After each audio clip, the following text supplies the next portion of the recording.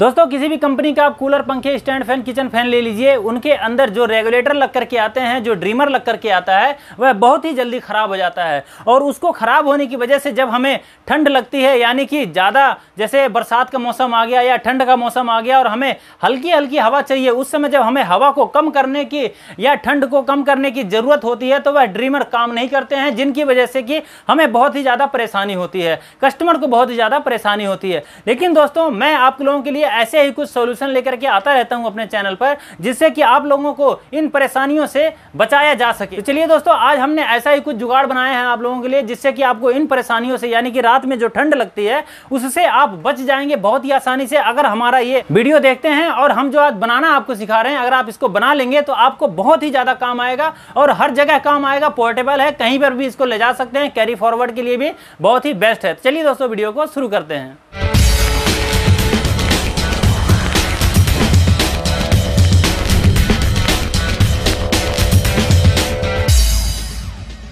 तो भाई इस तरह का ड्रीमर बनाने के लिए आपको लेना पड़ेगा एक इस तरह का पीवीसी बॉक्स, प्लास्टिक का बॉक्स है। मैंने ये बाज़ार से लिया था, ठीक है, बहुत आराम से बर्तन वाली दुकान पे मिल गया था, 20 रुपये का, ठीक है।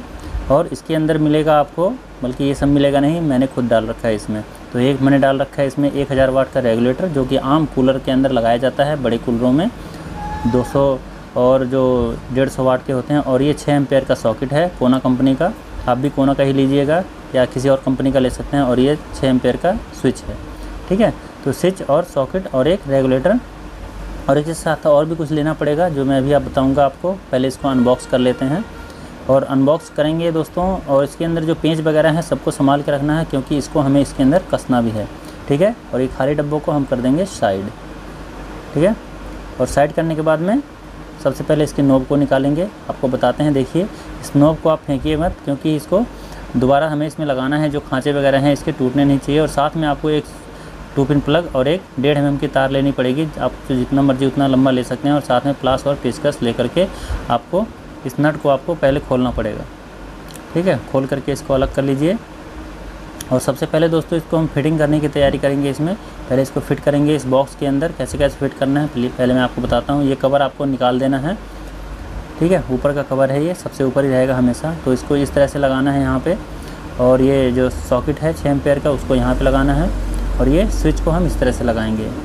बॉक्स हमने छोटा ले रखा है दोस्तों, क्योंकि बड़ा बॉक्स लेकर के ज़्यादा बड़ा हो जाता है, क्योंकि हमारा काम इतने में हो जाता है, इसलिए हमने इतना बड़ा लिया है। और इसको उल्टा करना है, उल्टा करके ही आपको इसमें निशान लगाना है मार्कर से।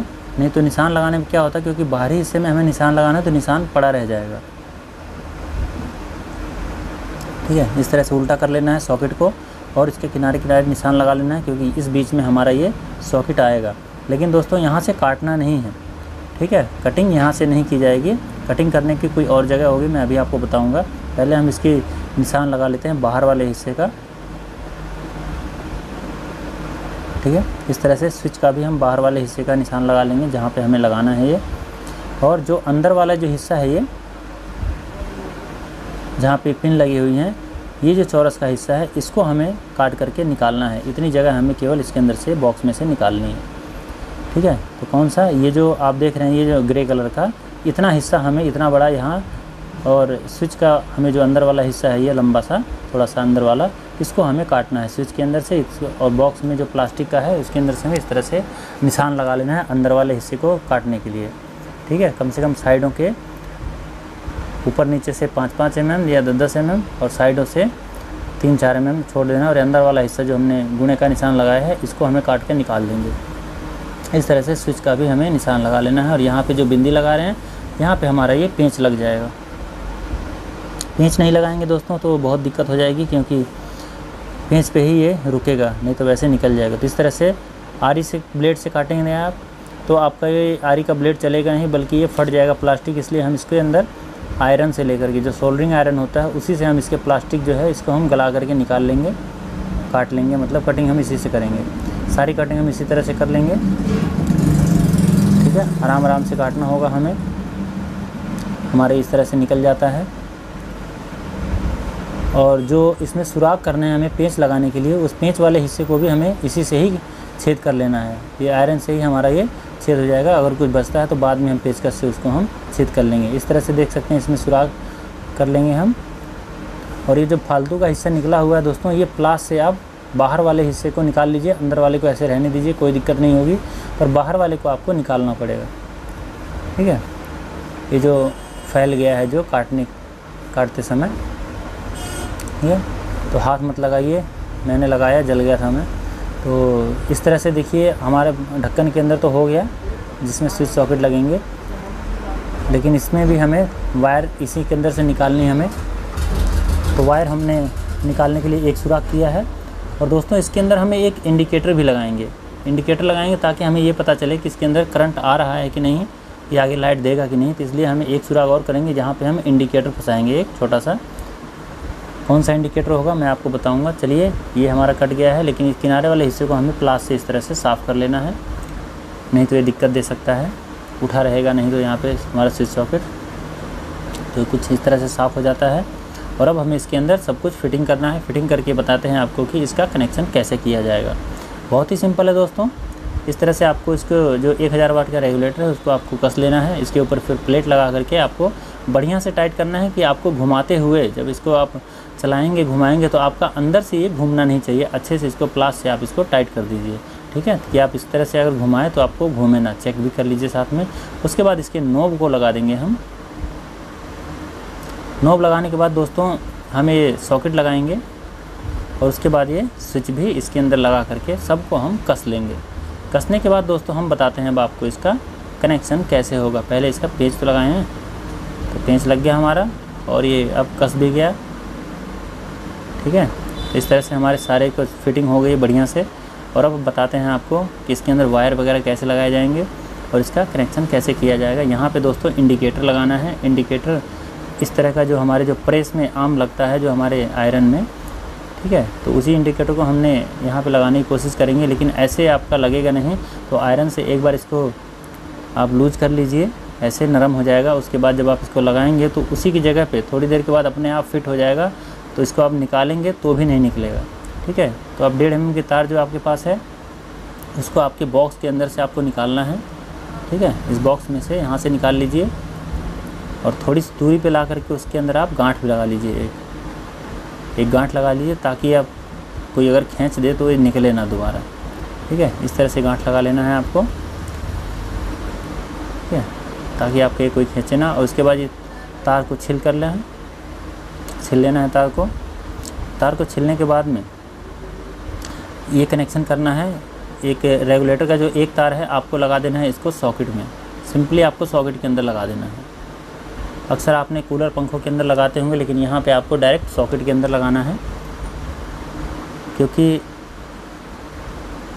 जो भी हमारा प्रोडक्ट चलेगा वो हमारे इस सॉकेट के अंदर ही लगाना पड़ेगा। जैसे आपको पंखा लगाते हैं या कूलर लगाते हैं तो आपको इस सॉकेट के अंदर ही लगाना है, और रेगुलेटर का दूसरा तार आपको स्विच के अंदर लगाना है। ठीक है, स्विच होगा जो आपका 6 एम्पेयर का, उसके अंदर आपको एक पॉइंट में उसको लगा लेना है। ठीक है, इस तरह से उसको कस लेना है अच्छे से। और बच गया आपके दोस्तों एक स्विच का पॉइंट बच गया, और एक आपका बच गया सॉकेट का। ठीक है, तो इनके अंदर आपका ये 2 लाल वाले तार हैं, इसको आप डायरेक्ट लगा सकते हैं। लेकिन इसके अंदर दोस्तों क्योंकि इंडिकेटर को भी हमें जलाना है, तो इंडिकेटर हमारा लगातार जलते रहना चाहिए। तो हम मेन के अंदर ही डायरेक्ट इंडिकेटर के तार को भी जोड़ देंगे। ठीक है, मेन के अंदर जोड़ देंगे, और मेन की जो दोनों तारें इंडिकेटर के साथ में लगी हुई हैं, ये हमारे जो आपकी स्विच के ऊपर एक चली जाएगी और एक चली जाएगी आपके सॉकेट के ऊपर। ठीक है, और लगाने के बाद दोस्तों बढ़िया से आपको पेचों को टाइट करना है, कहीं ये आपके खुल ना जाए, गिर ना जाए। ठीक है, तो इस तरह से आपको एक स्विच में और एक सॉकेट में आपको इसको लगा लेना है, और इसको अच्छे से कस लेना है। और कसने के बाद में कुछ इस तरह से इसका कनेक्शन हो जाता है। आप ध्यान से देख लीजिए। अगर आप कहेंगे तो मैं एक अलग से वीडियो बना के इसका डायग्राम की वैसे ज़रूरत नहीं है, बिल्कुल सिंपल कनेक्शन है इसका, कोई भी अनपढ़ आदमी भी इसको कर लेगा। और करने के बाद दोस्तों इसका आपको बंद कर देना है। ठीक है, इस तरह से बंद कर देना है। आप चाहें तो इसके किनारे किनारे टेप लगा सकते हैं, ताकि कोई बच्चा खोल ना दे और किसी को करंट ना लग जाए। और इसके ऊपर आप LP भी लगा सकते हैं। इन जगह पे आपको LP के 2-4 बूंदे अगर गिरा देंगे तो भी ये चिपक जाएगा। लेकिन उससे क्या होता है दोस्तों, अगर ख़राब हो जाएगा तो हमें खोलने में ये टूट जाएगा। इसलिए आप क्या कीजिए, सुराख करके थोड़े से इसमें पेंच लगा लीजिए। इस तरह से आप पेंच कस लेंगे दोनों साइड में, और दोनों साइड में पेंच कसने के बाद आपको ये कहीं नहीं खुलेगा, चाहे गिरे, चाहे पड़े, चाहे कुछ भी हो, आपका ये गिरेगा नहीं और टूटेगा नहीं। ठीक है, तो इस तरह से हमारा ये तैयार हो जाता है। और ये जो खुला हुआ हिस्सा है, जैसे आपने इधर पेंच लगाया है, यहाँ पे भी अगर आप पेंच लगा देंगे तो ये बंद हो जाएगा, बाकी कोई दिक्कत नहीं है इससे। चलिए इसके अंदर लगाते हैं 2 पिन प्लग। देखिए लग गया 2 पिन प्लग हमारा। और 2 पिन प्लग लगाने के बाद में इसके ऊपर चाहें तो जगह जगह टेप लगा लें, बाकी हमारा ये कब कंप्लीट हो गया है बन करके, ठीक है। और टेप लगाना ज़रूरी है क्योंकि तार बिखरे हुए रहते हैं। आप चाहें इसके अंदर दूसरी वायर भी लगा सकते हैं, लेकिन लगवाइएगा थोड़ा हैवी, ताकि आपका ये कम से कम 600-700 वाट का ये लोड उठा सके, क्योंकि 1000 वाट का तो इसके अंदर आपका रेगुलेटर ही लगा हुआ है। क्योंकि कूलर वगैरह जो होते हैं दोस्तों, कम से कम ये 150 वाट के तो होते ही हैं। दोस्तों इस तरह से हमारा ये मल्टीपर्पज़ यूज ड्रीमर यानी कि रेगुलेटर कहीं पे भी इस्तेमाल हम कर सकते हैं।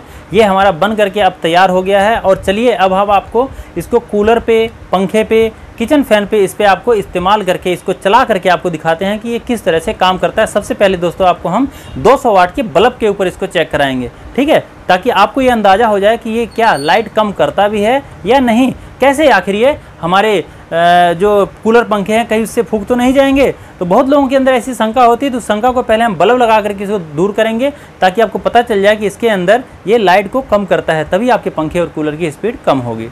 तो चलिए दोस्तों अब आपको बताते हैं कि हमारे ये जो ड्रीमर है ये किस तरह से काम करता है, कैसे हम इसको चेक करेंगे और कैसे हम इसको कूलर वगैरह या पंखे वगैरह पे लगा के आपको हम दिखाएंगे। सारा आपको मैं बाकायदा चेक करके दिखाऊंगा। अभी मैंने ये 200 वाट का बल्ब ले रखा है, क्योंकि 200 वाट का बल्ब का लोड अगर ये उठा लेगा तो आपके फराटे का और कूलर का भी ये लोड उठा लेगा बहुत ही आराम से। क्योंकि दोस्तों हमने ये 1000 वाट का इसके अंदर रेगुलेटर लगा रखा है, जिसके कारण इस बॉक्स के अंदर, इस मतलब जो हमने बनाया है, इसके अंदर कोई भी दिक्कत नहीं आएगी, ठीक है। तो चलिए आपको पहले हम इसको लगा करके दिखाते हैं कि जैसे कि आप इसको जब ऑन करेंगे, सबसे पहले जब इसके अंदर करंट आप देंगे तो आपका ये इंडिकेटर यहाँ पे जल जाएगा, लेकिन ये आपका चालू नहीं होगा। चाहे आप इसको मतलब यहाँ से बढ़ा दीजिए लाइट, चाहे कम कर दीजिए, कुछ भी कर दीजिए, यहाँ से चालू कर देंगे तो भी आपका मतलब ये चालू नहीं होगा जब तक आप इसके बटन को ऑन नहीं करेंगे। तो इसके आपको पहले बटन को ऑन करना पड़ेगा। ये इंडिकेटर की ये केवल ये बताएगा कि आपके इस बॉक्स के अंदर लाइट आ गई है, करंट आ गया यहाँ से लगाने के बाद में, ठीक है। और उसके बाद जब आप इसको ऑन करेंगे और उसके बाद में जब रेगुलेटर को इसको घुमाएंगे, इस तरह से ड्रीमर को जब घुमाएंगे तो आपका बल्ब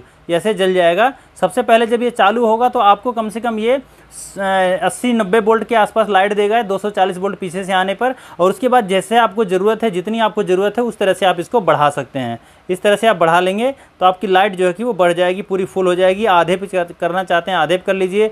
जितनी आपको मतलब बल्ब जलाना है, बल्ब को 0 वाट में करके रखना है, कैसे रखना है, या कूलर पंखे को चलाना है, उसको भी आप चला सकते हैं। चलिए अब आपको मैं कूलर और पंखे को चला करके दिखाता हूँ इससे। तो दोस्तों चलिए अब आपको अपने कूलर पे, जो कि मेरा खुद का अपना ही है ये, ठीक है, बड़े वाला कूलर है, कम से कम 200 वाट का होगा ये, और नहीं तो कम से मैंने देखा नहीं मोटर के ऊपर कितना लिखा था, 180 वाट तो होगा ही। तो ये रेगुलेटर है, इसका ख़राब हो गया है, डायरेक्ट रखा है हमने। और इस समय बहुत ज़्यादा ठंड लगती है, जिसकी वजह से मैंने अपने लिए ही, खास कहूँ तो अपने लिए ही मैंने ये बनाया है। तो इस तरह से ये काम करता है, ठीक है। और जैसे इसमें ये काम कर रहा है, आप छोटी मोटर में लगाएंगे तो भी ऐसा ही काम करेगा। ऐसा नहीं होगा कि छोटी मोटर के अंदर आप लगा देंगे तो वो फूक जाएगा ज़्यादा बड़ा होने की, 1000 वाट का होने की वजह से। 1000 वाट होने की वजह से आपके इसके अंदर ये अगर एक अच्छी बात हो जाएगी कि आपको ये जल्दी ख़राब नहीं होगा, यानी कि इसके ऊपर ओवरलोड नहीं पड़ने पाएगा। जैसे कि कोई भी बड़ा आदमी छोटे बच्चे को उठा सकता है, लेकिन छोटा आदमी बड़े इंसान को नहीं उठा सकता है, ज़्यादा वजन के व्यक्ति को नहीं उठा सकता है। तो इसी तरह से ये काम करता है, इसमें घबराने की आपको बात नहीं है। छोटे में भी लगा सकते हैं इसको, किसी भी बड़े पंखे में भी लगा सकते हैं, बड़े कूलर में भी लगा सकते हैं। बहुत बहुत धन्यवाद दोस्तों, नमस्कार।